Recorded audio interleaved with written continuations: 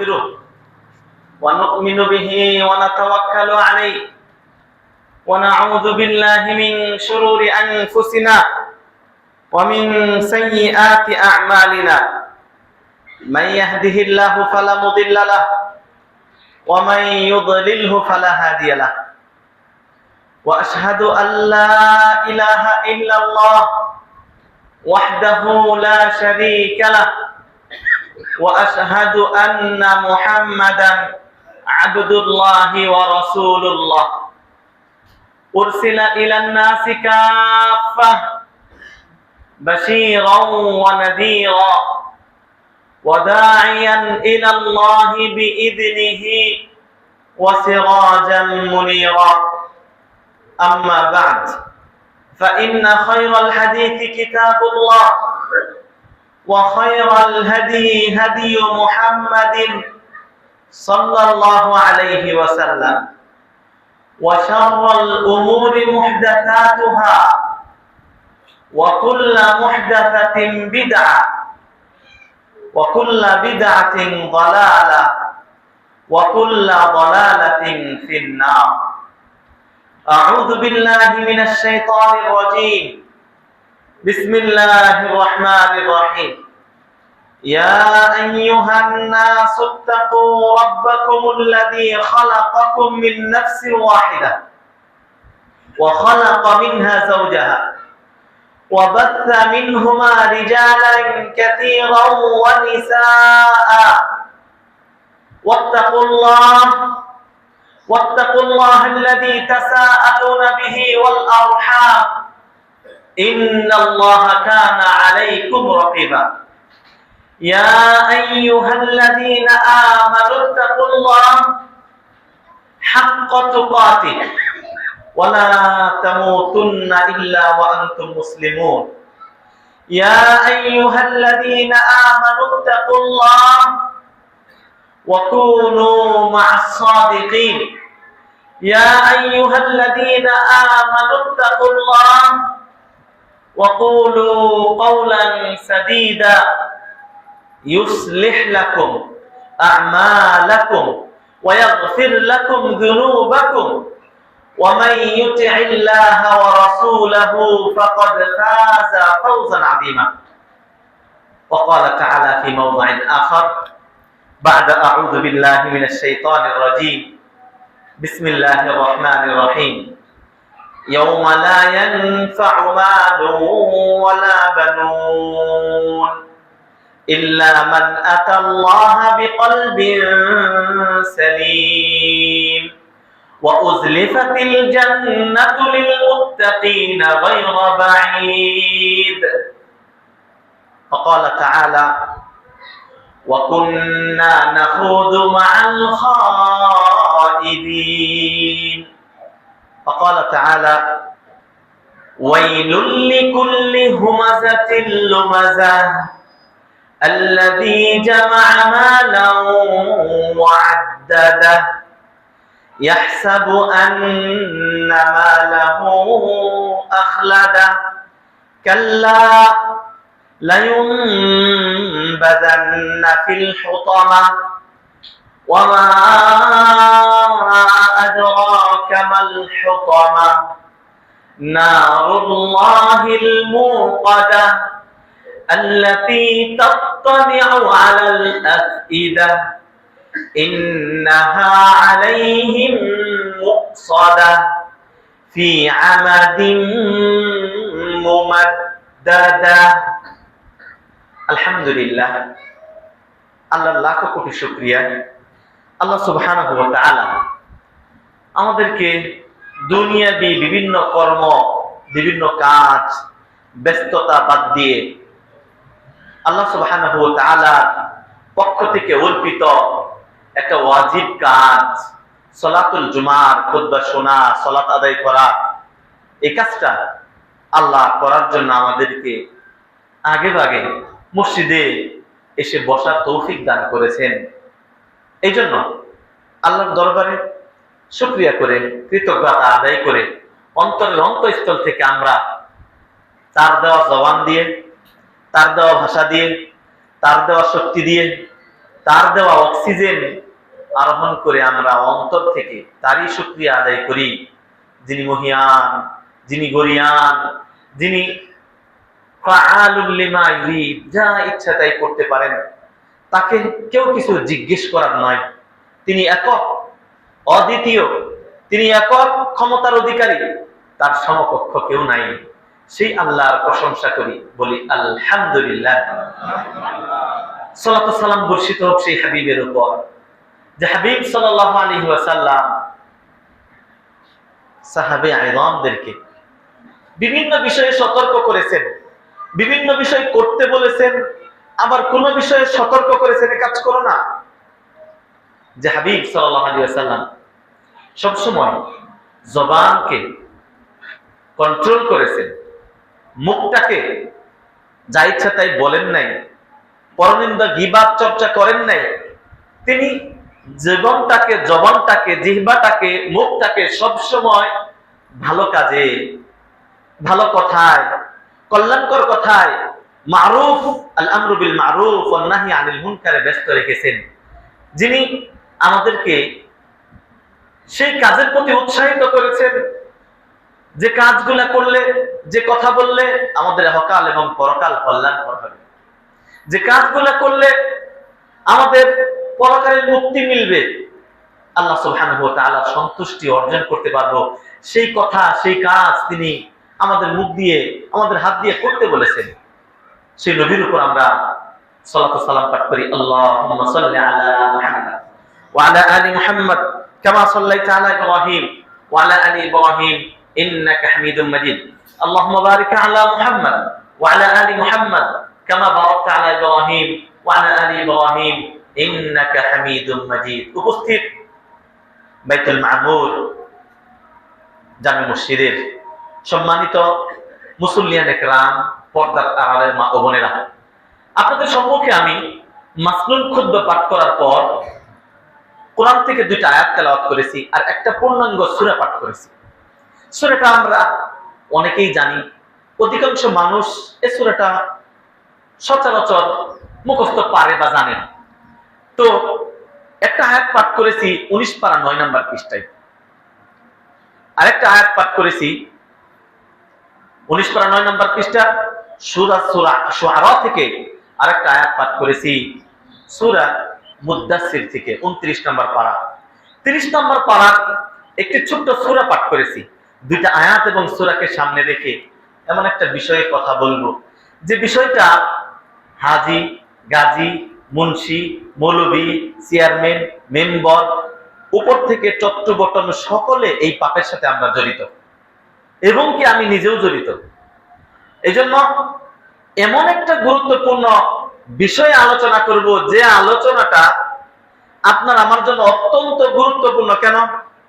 কারণ আল্লাহ সুবহানাহু ওয়া তাআলা মানুষকে অসুস্থ, মানুষের যে অসুখ বিসুখ হয় এটা দুই ধরনের। একটা হয় শারীরিক অসুস্থতা, যেটা আপনার পাতলা পায়খানা হয়েছে, মাথা ব্যথা হচ্ছে, আপনার শারীরিক দুর্বল হয়ে গেছে, আপনি এটা বুঝতে পারতেছেন, এটার ওষুধের জন্য, চিকিৎসার জন্য, মেডিসিনের জন্য আপনি ডাক্তারের কাছে দৌড়ান। আমরা যারা বাইপালে বসবাস করি, স্বাভাবিকত একটু ভালো উন্নত চিকিৎসা নিলে আশপাশে বিভিন্ন হাসপাতাল আছে, সাহারাতে যাওয়া হয়, গণস্বাস্থ্যে যাওয়া হয়, অথবা এদিকে যাওয়া হয়। তো এইগুলা বাহ্যিক, আমার চোখে সমস্যা, আমার হাতে, আমার বাহ্যিক শারীরিক যে অসুস্থতা, এটা হইলে আমরা ডাক্তারের কাছে যাই। আমরা বুঝি আমার ছেলেটা খেতে পারছে না, ছেলের চোখে একটু সমস্যা, আমার বাচ্চাটার এই সমস্যা, আমার এই সমস্যা, এটা আমরা উপলব্ধি করতে পারি, বুঝতে পারি। যখনই আমরা বুঝতে পারি আমাদের কষ্ট হয়, তখনই আমরা এটা ট্রিটমেন্টের জন্য যাই। কিন্তু আজকের আলোচনার বিষয় এমন গুরুত্বপূর্ণ, এটা আরেকটা অসুস্থতা, এটা অসুখ, কিন্তু এই অসুস্থতাকে আপনি অসুস্থ মনে করি না। যে অসুস্থতা আপনার আমল ধ্বংস করে দিচ্ছে, কিয়ামতের দিন আপনি দেখবেন এত আমল নিয়ে আল্লাহর কাছে উপস্থিত হয়েছেন। কারণ এই অসুস্থতা নামাজের মধ্যেও আছে, এই অসুস্থতা মাদানের মধ্যেও আছে, এই অসুস্থতা চায়ের দোকানেও হয়, এই অসুস্থতা যে 5 ওয়াক্ত নামাজ পড়ে যাকাত দেয় তার ভিতরেও আছে। মানে এটা এমন একটা মহামারী, এমন একটা করোনা, যেমন করোনা একটা ভাইরাস, এটা একটা ভাইরাস, সব মানুষকে আক্রান্ত করে ফেলছে, কিন্তু মানুষ টের পাচ্ছে না যে আমার ভিতরে অসুখ আছে। এটা আরো জটিল। আপনার হার্টের সমস্যা, ব্লক আস্তে আস্তে ধরা পড়তেছে, আপনি যদি টের না পান, হঠাৎ করে 3টা ব্লক 100% ধরা পড়লো, তখন আপনার অবস্থা খারাপ, আর বেঁচে থাকার উপায় নাই। এজন্য আজকে এমন একটা অসুস্থতার কথা বলবো, যে অসুস্থতায় আপামর জনতা সকলে আক্রান্ত। আলেম বলেন, হাজি বলেন, মুন্সি বলেন, নারী বলেন, হ্যাঁ, ছোট বড় যত মানুষ বলেন, সকলে এই রোগে আক্রান্ত। এটা একটা মহামারী। আল্লাহ রাব্বুল আলামিন এই রোগের কঠিনতার কথা বলেছেন। নবী সাল্লাল্লাহু আলাইহি ওয়াসাল্লাম এই রোগ সম্পর্কে খুব সতর্ক করেছেন, কিন্তু আমরা বর্তমান যুগের মানুষেরা উদাসীন। কি সেই রোগ, কি সেই বিষয়? সে বিষয়টা হলো, মানুষের আল্লাহ সুবহানাহু ওয়া তাআলা একটা অন্তর দিয়েছেন। এই অন্তর আল্লাহ সুবহানাহু ওয়া তাআলা, এমন সুন্দর অন্তর আল্লাহ আপনাকে দেয়। এমন একটা বাচ্চা যখন জন্মায়, পৃথিবীতে আগমন করে, আপনারা তো জানেন, জানার কথা, সব বাচ্চা, একজন হিন্দুর ঘরের বাচ্চাও যদি জন্ম নেয়, সে কিন্তু মুসলিম হিসেবে পৃথিবীর বুকে আগমন করে। এটা জানেন আপনি? কুল্লু মাউলুদিন ইউলাদু আলাল ফিতরা, আলাল ফিতরা মানে আলাল ইসলাম। একজন অমুসলিমের সন্তানও পৃথিবীতে আগমন করে সে ফিতরাতের উপর। আর মানুষের ফিতরা মানে তবিয়ত হলো এক আল্লাহর প্রতি বিশ্বাস করা, অন্য কারো না। হ্যাঁ, অন্য কারো না। এই জন্য মানুষকে যদি আপনি জঙ্গলে ফেলে দেন, ও ঠিকই দেখবেন কিছু বুঝে না, জানে না, বড় হয়েছে, ও ঠিকই আল্লাহকে খুঁজলে এরকম করবে। এই জন্য খ্রিস্টান বা অন্য দেখবেন গোল করার পরে হাতটা ইশারা করে উপরের দিকে, মানে হিন্দু হইলেও বুঝে যে উপর আল্লাহ আছে একজন, উপর আল্লাহ একজনই। মানে এটা হলো মানুষের ফিতরা। আল্লাহ যে আপনাকে সৃষ্টি করেছে, আল্লাহকে আপনাকে, আপনার তবিয়ত আল্লাহকে খুঁজবে উপরের দিকে। হ্যাঁ, পশু প্রাণীও দেখবেন যখন ডাকে, ও করে ডাকবে, দেখবেন উপরের দিকে তাকায়। খেয়াল করবেন আপনি, কারণ ওই পশু প্রাণীরও আল্লাহ সুবহানাহু ওয়া তাআলা যে একজন সৃষ্টিকর্তা আছে, ওটা বুঝে সৃষ্টিকর্তা আকাশে। কিন্তু দুঃখের বিষয়, আমাদের সমাজে, আমাদের দেশে কিছু মানুষ আল্লাহ আকাশ এটা বিশ্বাস করে না, আল্লাহ আযীম এটা বিশ্বাস করে না, অথচ এটা তো বিয়া। যাই হোক, আলোচনা করছিলাম, আল্লাহ সুবহানাহু ওয়া তাআলা মানুষকে যখন পৃথিবীতে প্রেরণ করেন, একটা হৃদয় দান করেন, একটা কাল্ব, একটা অন্তর দান করেন। এই অন্তরটা একদম পরিস্ফুটিত, বাইদা, সাদা ধবধবে, যার মধ্যে একটা কালো দাগ নাই, একদম সাদা ফকফকা। হ্যাঁ, এত সুন্দর সাদা হৃদয় আল্লাহ আপনাকে দান করেছেন। এই হৃদয়টাকে আমরা নষ্ট করে ফেলি, এই অন্তরটাকে, কাল্বটাকে আমরা নষ্ট করে ফেলি। এই কাল্বটা আর আল্লাহ প্রদত্ত যে হৃদয়, এই হৃদয়টা আর থাকে না। কিভাবে নষ্ট করি? এইটাই হলো আজকে আমাদের অন্তরটা বেদিগ্রস্ত হয়, অসুস্থ হয়ে যায়, আমরা টের পাই না। আপনি কি বলতে পারবেন আপনার অন্তর অসুস্থ? কোন ডাক্তারের কাছে গেছেন? জানেন? অথচ আপনার অন্তর অসুস্থ। অন্তর অসুস্থ হয়। এই জন্য একটা বড় বই লেখা হয়েছে, একটা বড়, একটা বাংলা বই হয়েছে, বইটার নাম হলো আমরাদ আল কুলুব, অন্তরের রোগ সমূহ। আপনারা এটার বাংলা অনুবাদ বের হয়েছে, এক খণ্ডে না, অনেক খণ্ডে। তার মানে কি, আপনি ফিজিক্যাল যেমন ডাক্তার দরকার, অন্তরের রোগেরও ডাক্তার দরকার। এই অন্তর আমি আপনাকে বোঝাতে চাচ্ছি, আল্লাহ সুবহানাহু ওয়া তাআলা দয়া করে সুন্দর একটা হৃদয় আল্লাহ আপনাকে দিয়েছিলেন, কিন্তু এই হৃদয়টা, অন্তরটাকে আপনি রাখেন নাই, এই অন্তরটাকে নষ্ট করে ফেলেছেন। কিভাবে নষ্ট করেছেন? অনেকগুলো বদ আমলের কারণে, অনেকগুলো খারাপ কাজ করে এই সুন্দর হৃদয়টাকে নষ্ট করে ফেলেছেন। অথচ আল্লাহ আপনাকে এই হৃদয়টা দেন নাই। এটা যদি আপনারা একটা হাদিসের প্রতি লক্ষ্য করেন, কিভাবে আমরা অন্তরটা নষ্ট করি। হ্যাঁ, আল্লাহ নবী সাল্লাল্লাহু আলাইহি সাল্লাম সূরা শুআরা 19 পারার যে আয়াতটা তেলাওয়াত করেছি, ওখানে আল্লাহ সুবহানাহু ওয়া তাআলা স্পষ্ট করে বলেছেন, আউযু বিল্লাহি মিনাশ শাইতানির রাজীম, বিসমিল্লাহির রহমানির রহিম, ইয়াওমা লা ইয়ানফা'ু মালুন ওয়ালা বানুন ইল্লা মান আতাল্লাহা বিকলবিন সালিম। আল্লাহ বলেন, ইয়াওমা, স্মরণ করুন সেই দিনের কথা। এখানে ইয়াওমা জবর হয়েছে, যারা আলেম তারা বুঝবেন। ইয়াওমা জবর হয়েছে মাফউলের কারণে, মানে উযকুর ইয়াওমা, স্মরণ করুন সেই দিনের কথা। কোন দিন? ঈদের দিন। কোন দিন? কুরবানির দিন না রোজার ঈদের দিন? কিয়ামতের দিন। বলছেন হ্যাঁ, ইয়াউমা স্মরণ করুন কিয়ামতের দিন, লা ইয়ানফাউ মাল, যেদিন মালে কোনো উপকার আসবে না। মাল, মাল মানে সম্পদ, সম্পদ সবকিছু, সন্তান সম্পদ, বাড়ি গাড়ি সম্পদ, গাড়ি সম্পদ, দোকান সম্পদ, অ্যাপার্টমেন্ট সম্পদ। এখানে আল্লাহ মাল বলছেন। মাল আরবি শব্দ, আমরা বাংলাতেও মাল বলি, তাই না? বাংলাতেও মাল বলি। তাহলে মাল মানে সম্পদ, সবকিছু সম্পদ, সম্পদের কোনো উপকার আসবে না।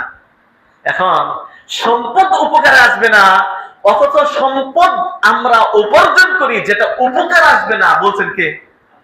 আল্লাহ বলছেন। আমরা ওটার পিছনে আগে দৌড়াই, ঠিক কিনা? দেখেন আপনি, আমি হাজি বলেন, মুন্সি বলেন, মাদানি বলেন, যত মানুষ বলেন, মাল মাল মাল মাল। কিভাবে সম্পদ? হালাল আরাম দেখার বিষয় না। হ্যাঁ, 2 নম্বরই ব্যবসা করতেছেন, ধোঁকাবাজি, ওজনে কম দিতেছেন, প্রতিটা সেক্টরে ধোঁকাবাজি। অথচ এই মাল যেটা আমরা জমা করতেছি, এটা আল্লাহর কসম উপকার আসবে না, বলেছেন।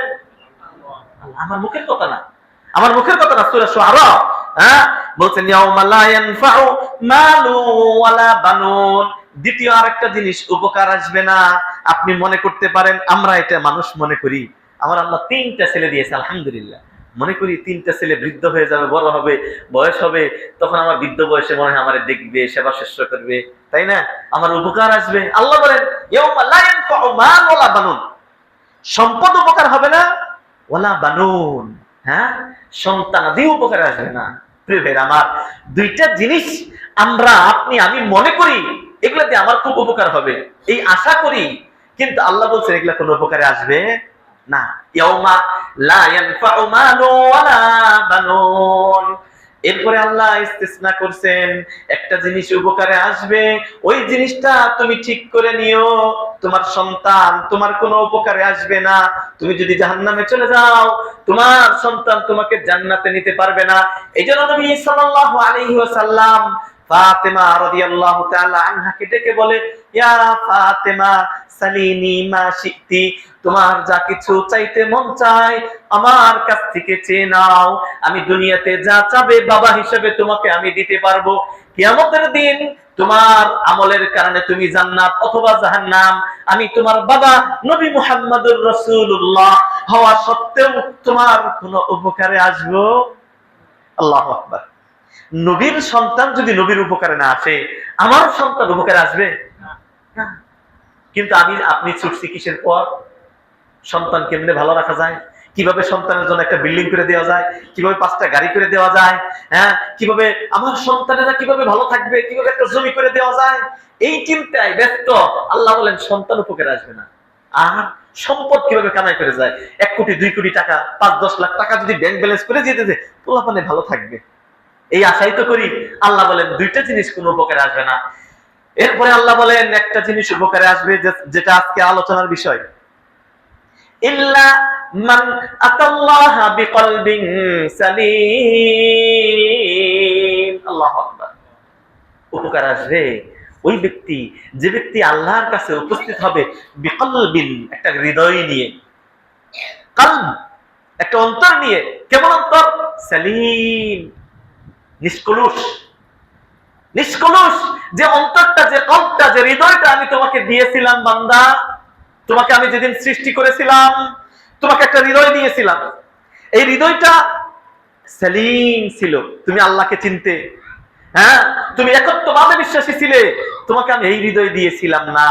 এই কলবে সালিম, হিংসা, বিদ্বেষ, গীবত, পরনিন্দা, এগুলা মুক্ত একটা সুন্দর হৃদয় নিয়ে, সুন্দর অন্তর নিয়ে যদি আল্লাহর কাছে আপনি যেতে পারেন, এই অন্তরটা আল্লাহর কাছে উপকার আসবে, নচেত আর কোনো কিছু উপকারে আসবে না। প্রিয় ভাইরা আমার, এ পর্যন্ত আমি আপনাকে বোঝাতে চাইলাম, আল্লাহ সুবহানাহু ওয়া তাআলা আমাদেরকে যে অন্তরটা দিয়েছিলেন, একটা অন্তর দেন, পরিস্ফুটিত সুন্দর ভালো একটা হৃদয় দান করেন, এবং ওই হৃদয়টাই নিয়ে আল্লাহর সাথে সাক্ষাৎ করতে বলে। এরপরে আমরা কি করি? আমরা দুনিয়াতে এসে এই কলবে সালিমটাকে, এই মনটাকে, হৃদয়টাকে, কালবটাকে নষ্ট করে ফেলি। কি কারণে, কি কি কারণে অন্তর নষ্ট হয়? অনেকগুলা কারণে অন্তর নষ্ট হয়। একক দিন, একক জুমায় একটা কারণ উল্লেখ করলে আপনার ক্লিয়ার হবে এই কারণে অন্তর নষ্ট হয়। তোর মধ্যে আমি বিস্তারিত আলোচনা করব না। আজকে একটা মাত্র কারণ উল্লেখ করব, যে কারণটায় আমার অন্তর নষ্ট করে ফেলি, আমার অন্তর রোগাগ্রস্ত করে ফেলি, সেটা হলো আল গীবা। সেটার নাম কি? মানাল গীবা। আমরা এই প্রসঙ্গে আলোচনা করব গীবত কাকে বলা হয়, গীবতের বিষয়ে কোরআনে কি আছে, গীবতের ব্যাপারে হাদিসে কি আছে, মানুষ কেন গীবত করে, গীবত করে ফেলছেন তার পরিত্রাণের উপায় কি? শেখ, আমার তো অমুক বন্ধুর সাথে, অমুক প্রতিবেশীর সাথে, অমুক কলিগের সাথে, তার সাথে তো আমার অনেক বদনাম, পরনিন্দা, গীবত চর্চা করে ফেলেছি, আমার উপায় কি? গীবত যদি কোনো ব্যক্তি করে তাহলে কাফারাতুল গীবা কি? গীবতের কাফারা কি? কি করলে গীবত থেকে মুক্ত হওয়া যায়? কিয়ামতের দিন গীবতের কি শাস্তি হবে? এই কয়েকটা পয়েন্ট আজকে ক্ষুদ্র আলোচনা আমরা শুনবো ইনশাআল্লাহ। প্রিয় আমার, এ পর্যন্ত আমি ভূমিকাতে আমি আপনাকে এইটুকু বোঝাতে চাইলাম, মানুষের অসুস্থতা শুধুমাত্র বাহ্যিক না, অসুস্থতা কি হয়? অন্তরেও হয়। আল্লাহ সুবহানাহু ওয়া তাআলা যে অন্তর দিয়েছেন, এই অন্তরটা নিয়ে যদি আল্লাহর কাছে যেতে পারি তাহলে আমার উপকারে আসবে। আর বাকি যে কোনো জিনিস নিয়ে যাই, কোনো জিনিস উপকারে আসবে না, সব দুনিয়াতে পড়ে থাকবে, কিছু আমার সাথে যাবে না। অন্তরটা বিনষ্ট আমরা কিভাবে করি? অনেকগুলা কারণে। নবী সাল্লাল্লাহু আলাইহি ওয়াসাল্লাম একটা হাদিস এক্ষেত্রে উল্লেখ করি। নবী সাল্লাল্লাহু আলাইহি ওয়াসাল্লাম বলেন, ইন্নাল আবদা ইযা আযনাবা যামবান, বান্দা যখন পাপ করে তখন তার ওই সুন্দর হৃদয়ের মধ্যে, ওই সাদা অন্তরের মধ্যে, যে অন্তরটা আল্লাহ সুবহানাহু ওয়া তাআলা আপনাকে দান করেছেন, ওই হৃদয়ের মধ্যে নুকিতাত নাকতাতান সাওদা, মানে সাদা কাপড়। এই সাদা কাপড়ের মধ্যে আপনি পাপ করলেন, একবার সিগারেট টান দিলেন, অন্তরে একটা দাগ পড়লো। একজনের একটা গালি দিলেন, অন্তরে আরেকটা কালো দাগ পড়লো। আরেকজনের একটা থাপ্পড় মারলেন, অন্তরে আরেকটা কালো দাগ পড়লো। আল্লাহ নবী সাল্লাল্লাহু আলাইহি ওয়াসাল্লাম বলছেন, এভাবে মানুষ একটা গীবত করলেন, আর একটা অন্তরে একটা দাগ পড়লো, মানে কালো, সাদা হৃদয়টা আস্তে আস্তে কি হচ্ছে? কালো হচ্ছে, কালো। এরপরে আপনি উপলব্ধি করতে পারেন না, হ্যাঁ, কালকুজি মুজাখিয়া, পাপ করতে করতে করতে করতে মানুষের হৃদয়টা, অন্তরটা, আল্লাহ যে অন্তর সাদা দিয়েছিল, অন্তরটা কালকুজি মুজাখিয়া, কালো বৃষ্টির রূপ ধারণ করে। এই জন্য যদি যার যার অন্তরটা দেখার কোনো যন্ত্র থাকতো, বিজ্ঞান যদি আবিষ্কার করতে পারতো অন্তর দেখা যায়, হ্যাঁ, তাহলে আমার হৃদয় কেমন, আপনার হৃদয় কেমন, এটা বোঝা যাইতো। কোন মেশিন যদি থাকতো, আল্ট্রাসাউন্ড করলেই বোঝা যাইতো অন্তরটা সাদা না কালো, আল্লাহ কেমন অন্তর দিয়েছিল, আমার অন্তরটা কেমন আছে। এখন তো বোঝার তো উপায় নাই, বোঝার উপায় নাই। তাহলে বোঝা যেত আপনার ভিতরে কত হিংসা, কত বিদ্বেষ, আপনি কত জটিল মানুষ। মানুষ মানুষকে চিনা যায় না, হ্যাঁ। এই জন্য অন্তরের খবর জানে কে? কেউ জানে না, আল্লাহ সুবহানাহু ওয়া তাআলা জানেন। কিন্তু এমন কোন মেশিন নাই, মেশিন থাকলে আমরা চেক করতে পারতাম। বন্ধুত্ব করার জন্য আগে আল্ট্রাসাউন্ড করে নিয়ে আসি, অন্তরটা পরীক্ষা করে নিয়ে আসি, যে অন্তরটা কি আল্লাহ দেওয়া অন্তর আছে, নাকি অন্তরটা পাপ করে করে, গীবত করে করে, পরনিন্দা করে করে অন্তর নষ্ট করে ফেলছে। হ্যাঁ, তাহলে আমরা চেক করে, মানুষ চিন্তা করে আত্মীয়তা করতে পারতাম, বন্ধুত্ব করতে পারতাম। কিন্তু এই উপায় তো নাই। প্রিয় ভাইরা আমার, আল্লাহ নবী সাল্লাল্লাহু আলাইহি ওয়াসাল্লাম বলেন, নুকিতাত নাকতাতান সাওদা, কালো দাগ পড়ে, কালো দাগ পড়ে, দাগ পড়তে পড়তে অন্তর এমন কুশরি বৃষ্টি কালো হয়ে যায়, পাতিলের নিচে যেমন, হ্যাঁ, আগুনের চুলা, লাকড়ির চুলা জ্বালাইতে কালো হয়ে যায়, অন্তরটা কালো। এই অন্তর আল্লাহ আপনাকে দেয়নি, দেয় নাই। আপনার কামের কারণে আপনি আপনার অন্তরটাকে নষ্ট করে ফেলেছেন। এই জন্য নবী সাল্লাল্লাহু আলাইহি ওয়াসাল্লাম বলেন, কালকুজি মুজাহিয়া, উল্টানো পাত্রের ন্যায় হয়ে যায়। মানে কোরআন হাদিস গুলা যদি ওর মুখের ভিতরে দেন না, তার হুজুর এগুলা কই, কত মাদানের ওয়াজ শুনলাম, কত ডক্টরের ওয়াজ শুনলাম, হ্যাঁ, মন কত নরম হয় না, মন হয়ে যায় শক্ত। আল্লাহ এই হৃদয়টাকে বলেছেন দুইটা, ফাহিয়া কাল হিজাবা, কোথাও উল্লেখ করেছেন মানুষ পাপ করতে করতে, পরনিন্দা গীবত করতে করতে মানুষের অন্তরটা পাথরের ন্যায় হয়ে যায়। পাথর বাড়ি দিলে ভাঙে না। ফাহিয়া কাল হিজারা আও আশাদ্দু কাসওয়া, আল্লাহ বলেন পাথর না, পাথরের চাইতেও কখনো শক্ত হয়ে যায় কি মানুষের অন্তর, পাপের কারণে। এই জন্য দেখবেন যতই ওয়াজ করেন, জাহান্নামের ওয়াজ করেন, চোখ দিয়ে আর পানি পড়ে না, মন নরম হয় না। বুঝবেন কিভাবে ওর অন্তর শক্ত না নরম? হ্যাঁ, আপনাকে যতই কোরআন হাদিস দেওয়া হয়, চোখের পানি পড়ে না।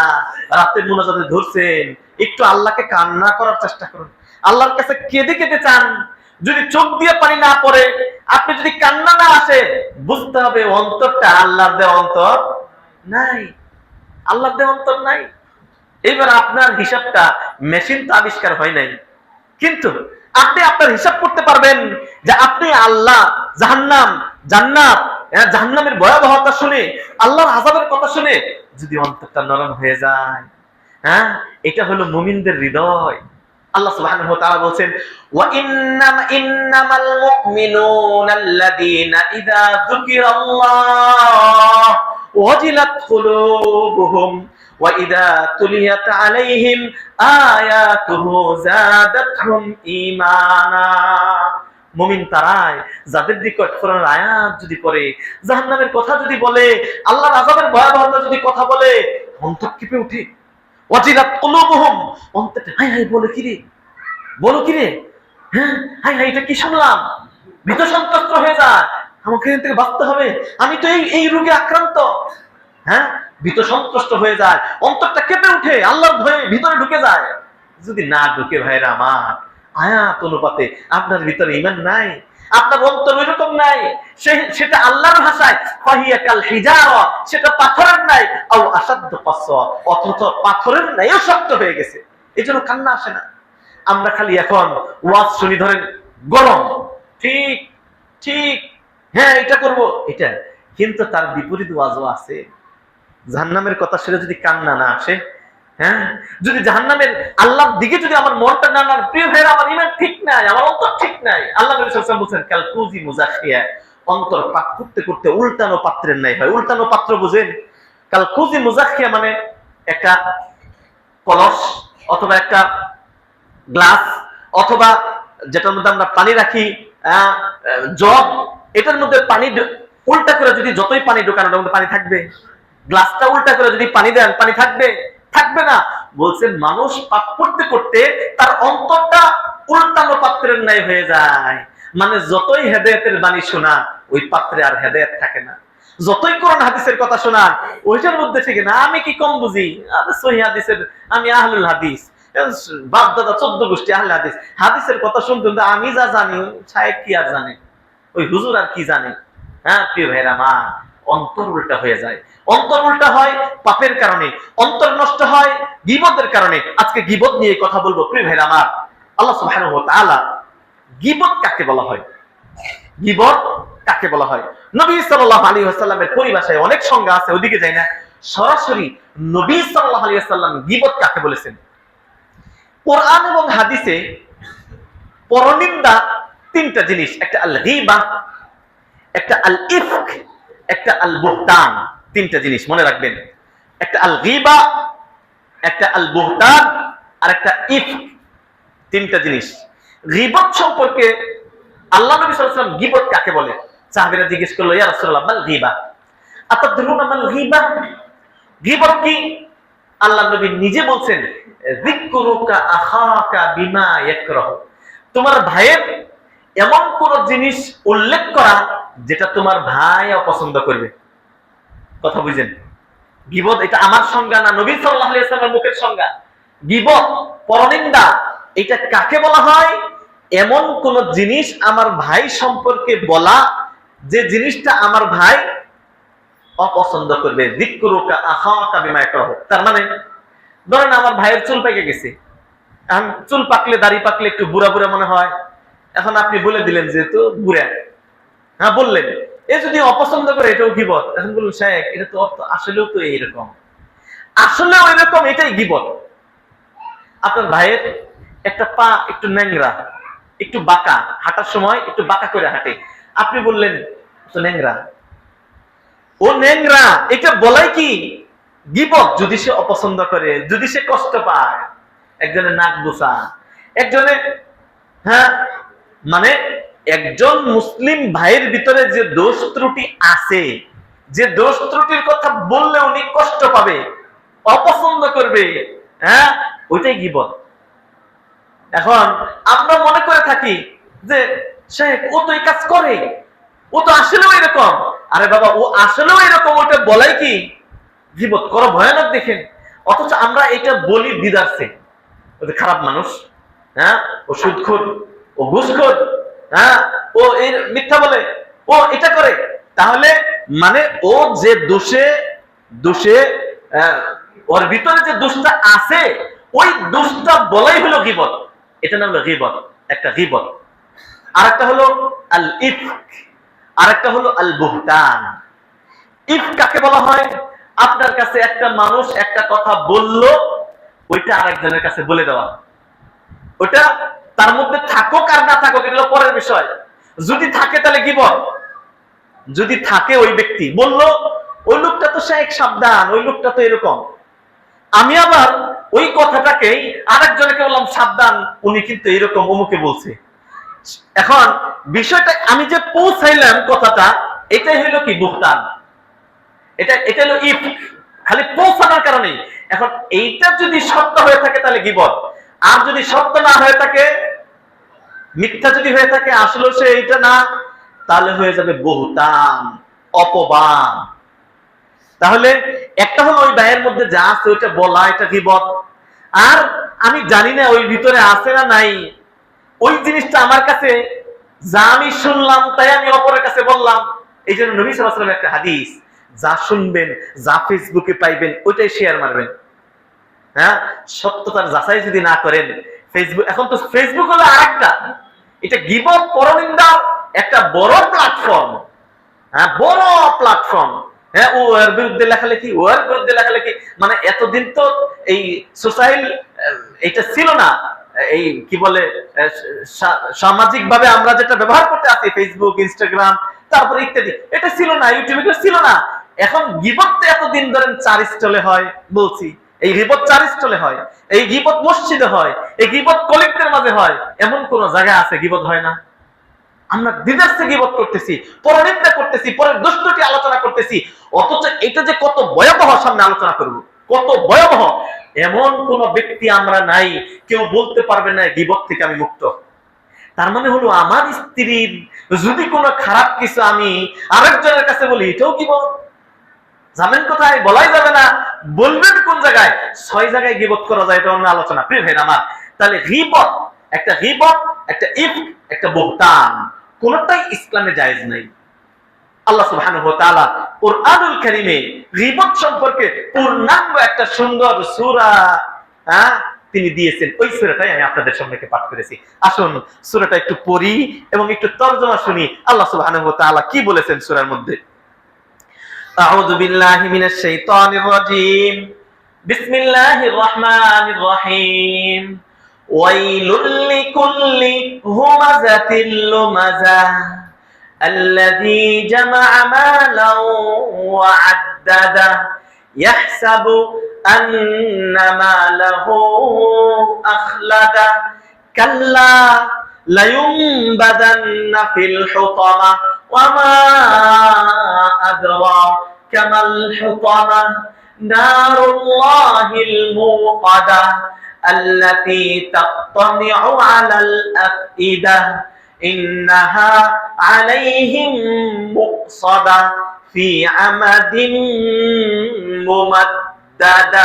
আল্লাহ সুবহানাহু ওয়া তাআলা এই গোটা সূরার মধ্যে শুরুতেই গীবতের কথা বলেছেন। বলছেন ওয়াইল। ওয়াইল কাকে বলা হয়? ওয়াইলের দুইটা অর্থ।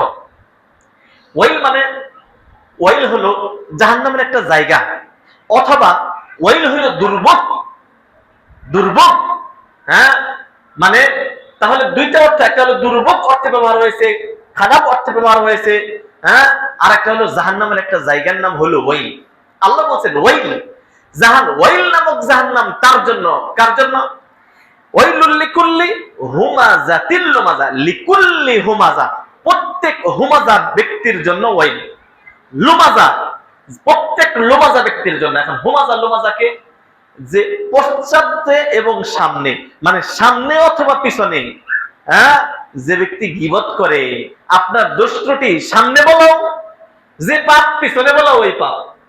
হ্যাঁ, সামনে এবং পিছনে যে আপনার দোষ ত্রুটি নিয়ে পর্যালোচনা করে মানুষের মাঝে ছড়িয়ে বেড়ায়, তাদের জন্য ওয়াইল নামক জাহান্নাম। এখন আমরা কে কার দোষ বলি না বলেন? আমি নিজে ওই চর্চা করি।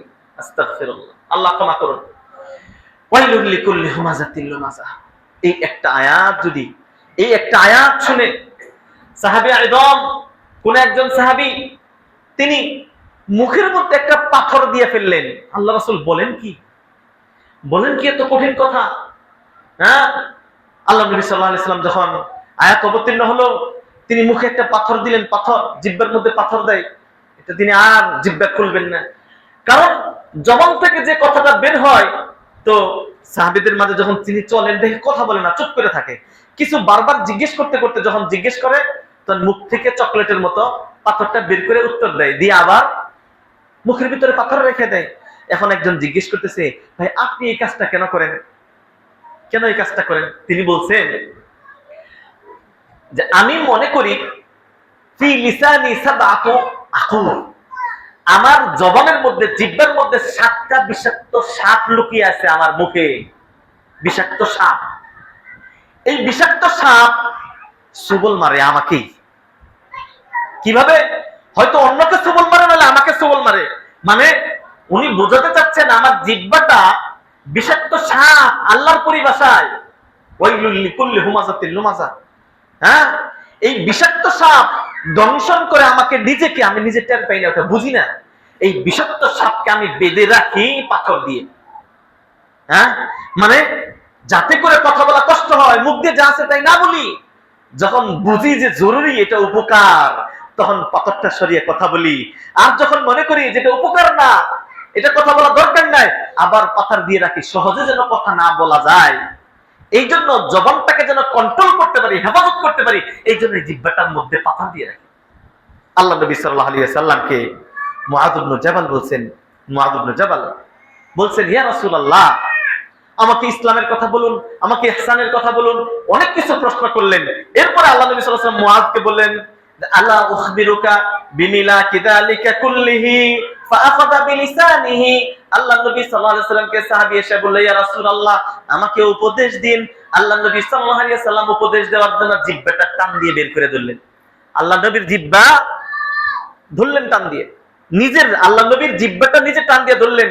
হ্যাঁ, কুফ আলাইকা হাদা, উপদেশ চাও, নসিহত চাও, ওয়াজ শুনতে চাও, এই জবানটা সংবরণ করো, জিহ্বাটা কন্ট্রোল করো, এটাই তোমার উপদেশ, আর কোনো উপদেশ লাগবে না। তারপরে সাহাবী বললেন, ইয়া নবিয়াল্লাহ ওয়া ইন্না লামুআখাযুনা বিমা নাতাকাল্লামু বি, আমরা যে কথা বলি, এই কথা সম্পর্কে আমরা আল্লাহর কাছে জিজ্ঞাসিত হবে।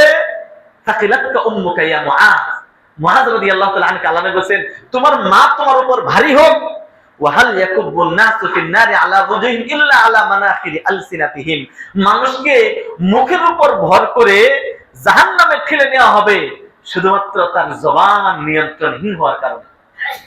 প্রিয় ভাইরা আমার, আল্লাহ সুবহানাহু ওয়া তাআলা ওয়াইলুল লিকুল্লি হুমাযাতিল লুমাযা, এরপরে বলেন আল্লাযী, মানে ওয়াইল নামক জাহান্নাম কাদের জন্য? যারা সামনে এবং পিছনে নিন্দা করে। আল্লাযী জামাআ মালাও ওয়া আদ্দাদা, 2 নাম্বার ওয়াইল নামক জাহান্নাম তাদের জন্য যারা জামাআ জমা করে, মালান সম্পদ। একটু আগে সূরা শুআরার 19 পারার একটা আয়াতে শুনাইছি, মাল উপকারে আসবে না।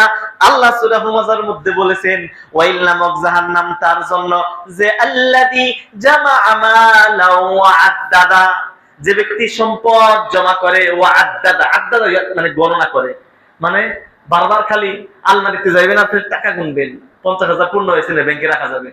আবার কিভাবে খালি ব্যাংক ব্যালেন্স চেক করবেন, কতটুকু হয়েছে আর কতটুকু আছে, মেসেজ দিয়ে। আল্লাহ বলেন আল্লাযী জামাআ মালা ওয়া আদা, যে সম্পদ জমা করে, হিসাব করে, তার জন্য কি ওয়াইল।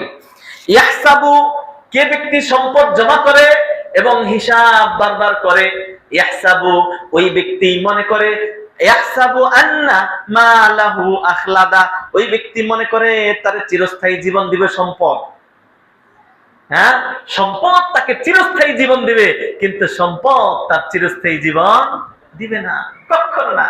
কিন্তু মানুষ যখন সম্পদের মোহে পড়ে, তখন হালাল হারাম কিচ্ছু তোয়াক্কা করে না।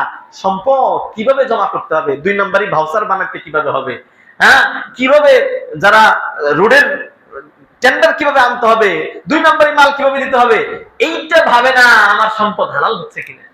ইহসাবু আন্না মালাহু আখলাদা, কাল্লা, আল্লাহ বলছেন কখনো না, তার সম্পদ তাকে স্থায়ী রাখতে পারবে না। কাল্লা, একটা লা আর একটা কাল্লা, বুঝেন? লা মানেও না, আর কাল্লা মানে কখনো না। কাল্লা মানুষের ধারণা ভুল, কিন্তু মানুষ এটাই ধারণা করি, এটাই ধারণা করি। অথচ আল্লাহ বলছেন কাল্লা, কখনো না। লায়ুনবাযান্না ফিল হুতামা, অবশ্যই তাকে নিক্ষেপ করা হবে হুতামাতে। কাকে? যে সম্পদ জমা করে, হ্যাঁ, সম্পদ জমা করে। লায়ুনবাযান্না ফিল হুতামা। আবার আল্লাহ জিজ্ঞেস করছেন ওমা আদরাকা মাল হুতামা, নবী আপনি কি জানেন হুতামা কি? আবার আল্লাহ উত্তর দিবেন নারুল্লাহ আল মুকাদা, আল্লাহর প্রজ্বলিত অগ্নি হচ্ছে হুতামা, আল্লাহর প্রজ্বলিত অগ্নি, আগুন। আল্লাতী, যে আগুন, তাত্তালিউ আলাল আফইদা, হ্যাঁ, যে আগুন আফইদা, অন্তর পর্যন্ত পৌঁছে যায়। এটার ব্যাখ্যা বুঝতে হবে। আল্লাহর প্রজ্বলিত আগুন হুতামা, যে আগুনটা অন্তর পর্যন্ত পৌঁছে যায়। আগুন অন্তর পর্যন্ত পৌঁছায়, এটার ব্যাখ্যা হলো দুনিয়ার আগুন। আপনাকে যদি এখন আগুন জ্বালিয়ে দেওয়া হয়, তাহলে আপনি হয়তো হাত পা চেহারা পোড়ার কিছুক্ষণ পরেই আপনি শেষ। আপনার পড়তে পড়তে যে একদম অন্তর কলিজা পড়বে, তারপরে আপনি মারা যাবেন না। হয়তো চেহারা, সুরত, চামড়া, উপরে দুই একটু গুস্ত টুস্ত পোড়ার সাথে সাথে আপনি শেষ, হ্যাঁ, মারা যাবেন। অন্তর পর্যন্ত কিন্তু পৌঁছবে না, তারপরে আপনি মরবেন তা না। কিন্তু পরকালীন আগুন, হুতামার আগুন, যে সম্পদ জমা করে, যে সামনে পিছনে নিন্দা করে, আল্লাহ বলছেন আগুন জ্বলতে জ্বলতে কিয়ামতের দিন মৃত্যু থাকবে না। জান্নাত ও জাহান্নামীদের মাঝামাঝি মৃত্যুকে নিয়ে আসা হবে, নিয়ে আসা হবে দুম্বার আকৃতির নাই। হ্যাঁ, মৃত্যুকে জবাই দেওয়া হবে। জবাই দেওয়ার সাথে সাথে জান্নাতীরা আরো খুশি হবে, বলবে খুলুদান লা মাউতা লাকুম, তোমরা চিরস্থায়ী জান্নাতে থাকবে, তোমাদের আর মরণ হবে না। তারা অনেক খুশি হয়ে যাবে, তারা তাদের খুশির আর শেষ থাকবে না। জাহান্নামীরা যখন দেখবে মৃত্যুকে জবাই করে দেওয়া হলো, জাহান্নামীদের দুঃখ দুর্দশা বেদনা আরো বেড়ে যাবে। তখন তারা আল্লাহর কাছে ফরিয়াদ করবে, ইয়া মালিকু লিয়াকদি আলাইনা রাব্বুক ক্বালা ইন্নাকুম মাকিথুন। ইয়া মালিক, মালিক হলো জাহান্নামের প্রহরী। জাহান্নামীদের যখন দেখবে মৃত্যুকে জবাই দেওয়া হয়েছে, আর মরণ হবে না, মরণের খতম হয়ে গেছে, আর মরণ হবে না, তখন জাহান্নামীরা আল্লাহর কাছে ফরিয়াদ করবে মালিকের মাধ্যমে। মালিক হলো জাহান্নামের দারোগা, জাহান্নামের দারোগা বলবে, ইয়া মালিকু লিয়াকদি আলাইনা রাব্বুক, মালিক জাহান্নামের প্রহরী, তুমি তোমার রবের কাছে বলো আল্লাহ যেন আমাদের মরণ দিয়ে দেয়, আমরা আর সহ্য করতে পারছি না। আগুন পুড়তে পুড়তে অন্তর পর্যন্ত আসছে, জ্বলে যাচ্ছে, আবার শরীর হচ্ছে, আবার জ্বলছে, এত কষ্ট সহ্য করতে পারতেছি না। ইয়া মালিক লিয়াকদি আলাইনা রাব্বুক, আল্লাহর কাছে বলো আল্লাহ যেন আমাদেরকে মৃত্যু দেয়, মরণ দেয়, আমরা মরণ চাই, মরণ হলেই কল্যাণকর। হ্যাঁ, আল্লাহ বলবেন না, এখানেই থাকতে হবে। আল্লাহ বলছেন আল্লাতী তাত্তালিউ আলাল আফিদা, হুতামার আগুন, এমন প্রজ্বলিত আগুন যেটা অন্তর পর্যন্ত জ্বলে যায়, কিন্তু মরণ হবে না। শুধু তাই না, ইন্নাহা আলাইহিম মুকসাদা, এই আগুনটা থাকবে মুকসাদা, মানে ঢাকনা দেওয়া। হ্যাঁ, ঢাকনা দেওয়া। এটা যদি বুঝতে চান, এটা বোঝার জন্য এই যে সোজা ওদিকে আমরা মানুষ বেড়াইতে যাই না, একটা ইট খোলা আছে, এখানে একটু যাবেন, একটা ইট খোলা আছে, এই যে দিক দিয়ে আমরা ওদিকে পানি টানি হলে মাঝে মাঝে বেড়াইতে যাই। আমি গিয়েছিলাম আমার বাচ্চা কাচ্চা নিয়ে, তো ইট খোলা কখনো দেখি নাই, ওখানে একটু দেখার জন্য গেছিলাম। তখন আমার এই আয়াতটা স্পষ্ট বুঝে আসলো। তো যারা ইট বানায় তাদেরকে বললাম ইটটা কিভাবে বানায়। তো যাই হোক, একজন পরিচিত মানুষ উপরে নিয়ে গেল, ঝলঝল করে আগুন জ্বলতেছে। হ্যাঁ, ঢাকনা দেওয়া, ঢাকনা দেওয়া। হ্যাঁ, ওই ঢাকনা দেওয়া আগুনে ওটা পড়তেছে, আর উপর দিয়ে খালি একটু ধোঁয়া বের হয়, আপনি বুঝতে পারবেন না যে ভিতরে এত আগুন। ওখানে যে আগুন, ইট পড়তেছে, ওখানে যদি একটা মানুষকে ফেলে দেওয়া হয়, মনে হয় না 10 মিনিট থাকবে, ওর সব ঘুরা ঘুরা হয়ে যাবে। আল্লাহ সুবহানাহু ওয়া তাআলা বলেন ইন্নাহা আলাইহিম মুকসাদা, আগুনটা ঢাকনা দেওয়া থাকবে। এটা ইট বাটার, ওইটা দেখলে বুঝবেন যে হতমাটা কি, হতমাটা কি, কত কঠিন আগুন। ইন্নাহা আল্লাহর প্রজ্বলিত আগুন, যেটা অন্তর পর্যন্ত পৌঁছবে, আবার ডাকনা দেওয়া থাকবে ওইটা। মানে আগুনের তেজস্ক্রিয়তা, আগুনের তাপ উত্তাপ আরো যেন বৃদ্ধি পায়, এই জন্য হোতমা, এটা ডাকনা দেওয়া থাকবে। এই জাহান্নামে দেওয়া হবে যে সম্পদ জমা করবে, যাকাত দিবে না, আল্লাহর পথে খরচ করবে না, পরনিন্দা করবে, গীবত করবে, ফি আমাদিন মুমাদ্দাদা, এই ডাকনাকৃত আগুনের হোতমার মধ্যে যখন আপনাকে রাখা হবে, আপনি দিক বিদিক দৌড় দিবেন, হ্যাঁ, দৌড়িয়ে এদিক সেদিক যেতে চাবেন। আল্লাহ বলছেন ফি আমাদিন মুমাদ্দাদা, আমাদ বলতে যে খুঁটি, আমাদ উমুদ, হ্যাঁ, ফি আমাদিন মুমাদ্দাদা, আপনাকে ফি সিলসিলাতিন যারউহা ৭০ দিরআ, ৭০ হাত জিনজির দিয়ে জাহান্নামের পিলার সাথে বাঁধবে। হ্যাঁ, আপনি এদিক সেদিক যেতে পারবেন? কত কঠিন বিষয় প্রিয় ভাইরা আমার। তাহলে আজকে আমাদের যে বিষয়টা, অন্তর কলুষিত হয়ে যায়, অন্তর কলুষিত হলে আমাদেরকে হতমানা জাহান্নামের দিকে যেতে হবে, সেখানে আল্লাহ আমাদেরকে পাঠাবেন। প্রিয় ভাইরা আমার, মানুষ কেন পাপ এই গীবত চর্চা কেন করে? অনেকগুলা কারণে মানুষ গীবত করে। তোর মধ্যে অন্যতম হলো গীবতের আলোচনা পর্যালোচনা। হ্যাঁ, এইটা গীবত করলে কি পাপ, কি ভয়াবহতা, এটা আমাদের মাঝে ওভাবে আলোচনা আমরা করি না। হ্যাঁ, এই জন্য গীবতের আলোচনা বেশি করতে হবে, যে গীবত করলে এরকম হয়ে যাবে, বরং এই চর্চা করতে হবে। কেউ যদি গীবত করে, ভাই হাসবো, থামেন, আর গীবত করে গীবত হয়ে যাচ্ছে, ভালো কথা বলেন, নাহলে এই কথা বলেন না।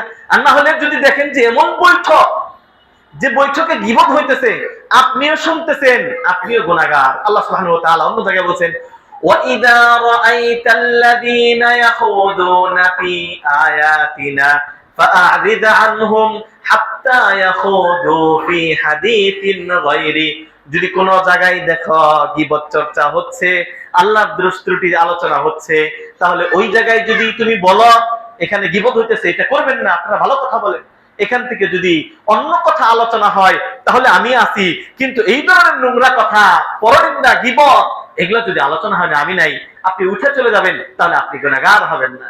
এই জন্য মজলিস বসে, কিছু বৈঠক হয়, ওই বৈঠক আপনার জন্য ক্ষতিকর। এই বৈঠক 4 স্তর হতে পারে, এই বৈঠক আপনার ঘরের ওই ডাইনিং এ হতে পারে, হ্যাঁ, যেখানে সেখানে হতে পারে, আপনি খেলার মাঠে হতে পারে। আমরা যদি গীবত করি, আমাদের ভয়াবহ পরিণামের কথা আল্লাহ সুবহানাহু ওয়া তাআলা কোরআনে বলেছেন, অনেক জায়গায় বলেছেন। মানুষ অনেক কারণে গীবত করে, আমি আর ওদিকে যাব না। হাদিস থেকে দুই একটা পরিণামের কথা শোনাই। হ্যাঁ, সবচেয়ে বড় পরিণাম হলো আল্লাহ সুবহানাহু ওয়া তাআলা নবী সাল্লাল্লাহু আলাইহি ওয়াসাল্লামের মাধ্যমে জানিয়ে দিয়েছেন, বড় পরিণাম।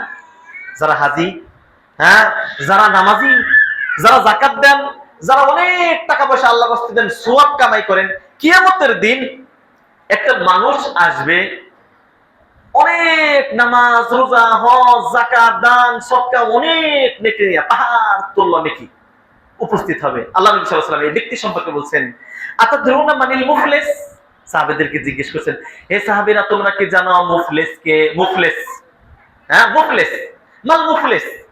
সাহাবীরা উত্তর দিয়েছে, ইয়া রাসূলুল্লাহ, আমরা তো মুফলিস বলতে বুঝি, মুফলিস হলো তারাই মাল্লা দিরহাম লাহু ওয়ালা দিনার, যার টাকা পয়সা নেই, গরিব মানুষ, অসহায়, ওকেই তো আমরা মুফলিস বুঝি। আপনি আবার মুফলিস কাকে বোঝাচ্ছেন?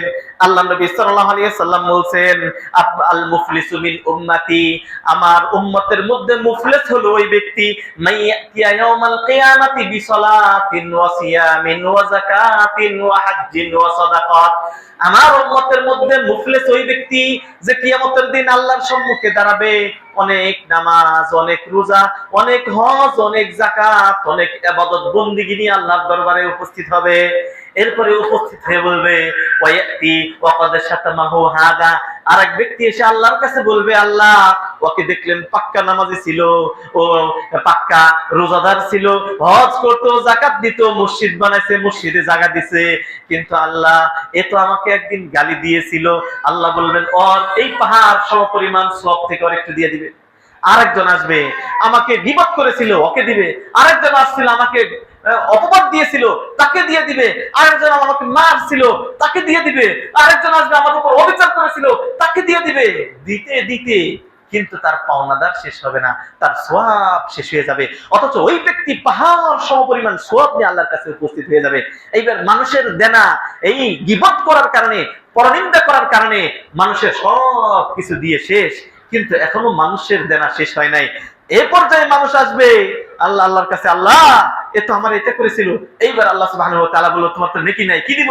এবার মানুষের পাপ তাকে দেওয়া হবে।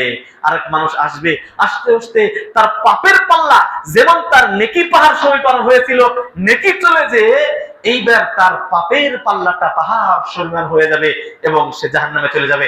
আল্লাহ নবী সাল্লাল্লাহু আলাইহি ওয়াসাল্লাম বলেন, এই হলো আমার উম্মতের মধ্যে মুখলিস। প্রিয় আমার, আমি খুব আতঙ্ক করি, আমি খুব টেনশন বোধ করি। হয়তো আমাদের মধ্যে আমরা অনেকেই নামাজ পড়ি, অনেকে হয়তো হজ করেছি, অনেকে হয়তো কোরআন তেলাওয়াত করি, ওয়াজ নসিহত করি। আমি নিজেকেও কখনো হয়তো বা এমন হতে পারি। আল্লাহ আমাদের হেফাজত করুন, গীবত থেকে আল্লাহ বাঁচার তৌফিক দান করুন, আমিন। প্রিয় ভাইরা আমার, এরপরে বড় একটা শাস্তি, বড় একটা শাস্তি। আল্লাহ নবী সাল্লাল্লাহু আলাইহি ওয়াসাল্লাম মেরাজের রাত্রে যখন যাচ্ছেন, লাম্মা উরিয়াবি ইলা সামা, আকাশে আল্লাহ নবী সাল্লাল্লাহু আলাইহি ওয়াসাল্লাম জান্নাত ও জাহান্নামে দেখলেন জাহান্নামে একটা জায়গায় কিছু বিকট মানুষ, তাদের নখগুলা নুহাস, পিতলের নখ, নখগুলা বড় বড় হয়ে গেছে, হাতের নখ, বিশাল বড় বড় নখ, হ্যাঁ, নুহাস, পিতলের শক্ত নখ, হ্যাঁ, ইয়াহমিশুনা ওয়াজুহাহুম, কত কঠিন বিষয়। বড় নখ নিজেদের নখ দিয়ে নিজেদের চেহারা খামচাচ্ছে, মুখ খামচাচ্ছে, খামচানোর সাথে সাথে মুখ দিয়ে জর্জর করে রক্ত পড়তেছে, মুখ দিয়ে রক্তজর করে রক্ত পড়তেছে, আবার ভালো হয়ে যাচ্ছে, আবার এর শাস্তি দিচ্ছে, ভয়ানক লোক। আল্লাহ নবী সাল্লাল্লাহু আলাইহি ওয়াসাল্লাম বলেন, হ্যাঁ, ইয়া জিবরিল, মান হাউলা, এরা কারা? এরা কারা? এদের কি অবস্থা? এরা নিজেদের চেহারা এভাবে করতেছে, মুখ শরীর এভাবে খামচাচ্ছে কেন? হ্যাঁ, আল্লাহ নবী সাল্লাল্লাহু আলাইহি ওয়াসাল্লামকে জিবরিল, হাউলা ইয়াকুলুনা লুহুমান নাস, ওরা মানুষের গোশত খাইতো, মানুষের গীবত চর্চা করতো, মানুষের পরনিন্দা করতো, মানুষের দোষ ত্রুটি একজন আরেকজনের কাছে বলে বেড়াইতো, এরাই হলো তারা। তাহলে সবচাইতে ভয়ানক শাস্তি তাদের, নিজেরা নিজেদেরকে শাস্তি দিবে। আল্লাহ আমাদেরকে হেফাজত করুন। গীবতকারীর অন্যতম শাস্তি, দুনিয়াতে তার শাস্তি হবে, দুনিয়াতে বাঁচতে পারবে না। হ্যাঁ, ইয়া মা'শারা মান আমানা বিলিসানিহি, হ্যাঁ, ওয়ালাম ইয়াফদা ইলাল ঈমানি ফি কলবি। দুনিয়াতে বড় শাস্তি, কোন ব্যক্তি যদি গীবত করে সে তার পরিবারের কাছে মূল্য পাবে না। এটা বড় শাস্তি, দুনিয়ার শাস্তি। দুনিয়ায় গীবত করলে একটা শাস্তি দুনিয়াতেও হয়। হ্যাঁ, আপনার স্ত্রী আপনার কথা শুনবে না, আপনার সন্তান আপনার কথা শুনবে না। হ্যাঁ, অনেকে অভিযোগ করেন, শায়েখ আমার স্ত্রীর সমস্যা, শায়েখ আমার সন্তানের সমস্যা। আপনি একটু দেখবেন আপনার ঈমানটা পরখ করে আপনি গীবত চর্চায় লিপিবদ্ধ আছেন কিনা। হ্যাঁ, আল্লাহ নবী সাল্লাল্লাহু আলাইহি ওয়াসাল্লাম বলছেন, কোন ব্যক্তি যদি গীবত করে, ওই গীবত যদি কারী ব্যক্তিকে, তাকে তো দুনিয়াতে অপমানিত হতে হবেই, যদিও তার পরিবারের কাছে হয়, ঘরের ভিতরে থাকে, ঘরের ভিতরেই তার পরিবার, তার সন্তানেরাই তাকে অপমান করবে ওই গীবতের কারণে। বড় ভয়াবহ, বড় শাস্তি, দুনিয়াতে শাস্তি, পরকালে শাস্তি। এই জন্য এই গীবত যেন আমরা না করি, বিশেষ করে নারীরা। এই গীবতে বেশি চর্চা করে নারীরা, পুরুষ সমস্ত আছেই, বিশেষ করে নারীরা। এই জন্য বলা হয়েছে, গ্রামে কোন সংবাদ যদি প্রচার করতে চান, কোন এক নারীকে যারা গীবত চর্চা করে বেড়ায় তাকে জানিয়ে দিন, দেখবেন পরের দিন সকালে সমাজ, এলাকার, গ্রাম সবাই জানে। হ্যাঁ, না বোনদেরকে বলবো সাবধান, এই গীবতের জন্য আপনাকে জাহান্নামে যেতে হবে, গীবতের জন্য আপনার আমলনামা অন্যজনকে নিয়ে চলে যাবে, গীবতের জন্য আপনি আপনার পরিবারে আপনি সম্মান পাবেন না। আল্লাহ সুবহানাহু ওয়া তাআলা আমাদের গীবত চর্চা থেকে বেঁচে থাকার তৌফিক দান করেন। আল্লাহ সুবহানাহু ওয়া তাআলা শেষ যেটা আয়াত পাঠ করেছিলেন সূরা মুদ্দাসসিরে, অনেক ব্যক্তি জাহান্নামে যাবে, জাহান্নামে যারা যাবে তাদেরকে জিজ্ঞেস করবে জান্নাতীরা, তোমরা কেন জাহান্নামে চলে গেলে? তখন তারা কয়েকটা উত্তর দিবে, ক্বালু লাম নাকু মিনাল মুসাল্লিন ওয়া লাম নাকু নুতঈমুল মিসকিন ওয়া কুননা নাখুযু মাআল খাইদিন। জান্নাতীরা জাহান্নামীদেরকে দিয়ে বলবে, দোস্ত, আমরা তো একা একা একসাথে নামাজ পড়তাম, একসাথে ভালো কাজ করতাম, একসাথে চাকরি বাকরি করতাম, তো আমাদের এত কিছু হওয়ার পরেও আমি জান্নাতে, তুমি জাহান্নামে কেন? কি পাপ করেছিলে? একই সমাজে, একই মসজিদে, একই জায়গায় বসবাস করতাম, হয়তো বা জানি না আমার অবস্থা হবে কিনা। হয়তো আপনি আমাকে বলতে পারেন, শায়েখ আজকে আপনি জাহান্নামে কেন? কত ওয়াজ করতেন, কত ভালো কথা বলতেন, হ্যাঁ, তো আমি যদি জাহান্নামে যেয়ে থাকি, তখন উত্তর হবে ওয়াকুন্না নাখুযু মাআল খাইজিন। যারা মানুষকে নিয়ে ঠাট্টা বিদ্রূপ উপহাস পরনিন্দা গীবত করত, আমিও এটা করতাম। হ্যাঁ, এই জাহান্নামে যাবে, এই আয়াত থেকে বোঝা যায় পরনিন্দা করার কারণে জাহান্নামে যাবে। আল্লাহ সুবহানাহু ওয়া তাআলা পরনিন্দা গীবত থেকে আমাদের বেঁচে থাকার তৌফিক দান করুন। আল্লাহ সুবহানাহু ওয়া তাআলা মা বোনদেরকে বিশেষ করে অন্তর নষ্ট হয়ে যায় গীবতের কারণে, হেদায়েত পাওয়া যায় না গীবতের কারণে। আল্লাহ সুবহানাহু ওয়া তাআলা যাবতীয় পাপ ইত্যাদি থেকে আমাদেরকে বেঁচে থেকে জান্নাত দেওয়ার তৌফিক দান করুন। আমিন। বিসমিল্লাহ।